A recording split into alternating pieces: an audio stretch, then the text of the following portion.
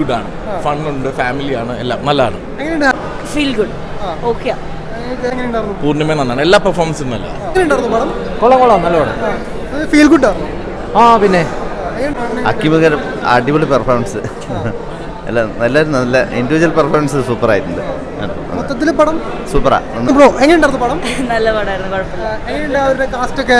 പൂർണിമ എല്ലാവരും acting, പൂർണ്ണിമേശിന്റെ acting അടിപൊളിയായിരുന്നു. മറ്റേ ഹക്കീം ഷാ സെറ്റായിരുന്നു. മൊത്തത്തിൽ എങ്ങനെ ഒരു പടമാണ്? കോമഡിയാണോ ഫീൽ ഗുഡ് ആണോ? Feel good. ഓക്കെ. ഫീൽ കണ്ടിരിക്കാം, ഒരു വൺ ടൈം വാച്ച്. റൊമാൻറ്റിക് ഉണ്ട് ലാസ്റ്റ്. മൊത്തത്തിൽ എങ്ങനെയുണ്ട്? കോമഡിയാണോ? കോമഡി ഉണ്ട്, എന്നാൽ കുഴപ്പമില്ലാതെ സ്റ്റോറിയാണ്. അതെങ്ങനെയുണ്ട്? ഹക്കീം ഷാ അവരുടെ പ്രകടനം എങ്ങനെയുണ്ട്? നന്നായിട്ട് പടമാണ്, നല്ല പടമാണ്, നല്ല എൻ്റർടൈനറാണ്. ഉറപ്പായിട്ടും മലയാളി ഈ കുടുംബ പ്രേക്ഷകർ ഈ പടം കാണാൻ വേണ്ടി കയറുന്നുള്ള കാര്യം ഉറപ്പാണ്. എങ്ങനെയുണ്ട് പൂർണിമ ഹക്കീം ഷായുടെ പ്രകടനം? ഗംഭീരമായിട്ടുണ്ട്. പൂർണിമ ഗംഭീരമായിട്ടുണ്ട്. ഹക്കീം ഷാ എന്തൊക്കെ പറഞ്ഞു കഴിഞ്ഞാൽ പുതിയൊരു കാലത്തെ സിനിമ ലീഡ് ചെയ്യാൻ മാത്രം കപ്പാസിറ്റി ഉള്ള ഒരാളാണ്. പ്രണയവിലാസത്തിൽ നമ്മൾ ഹക്കീമിൻ്റെ പെർഫോമൻസ് കണ്ടിട്ടുള്ളതാണ്. ഇത് അതിൻ്റെയും മുകളിലൊക്കെ നിൽക്കുന്ന രീതിയിലുള്ള ഒരു പെർഫോമൻസാണ് ഹക്കീമിൻ്റെ ഭാഗത്ത് നിന്നുണ്ടായിട്ടുള്ളത്. ഇതിൻ്റെ സ്ക്രിപ്റ്റും ഡയറക്ഷനും ക്യാമറയും എല്ലാ വിഭാഗങ്ങളും പ്രത്യേകമായിട്ട് എടുത്തു പറയേണ്ട കാര്യങ്ങൾ തന്നെയാണ്.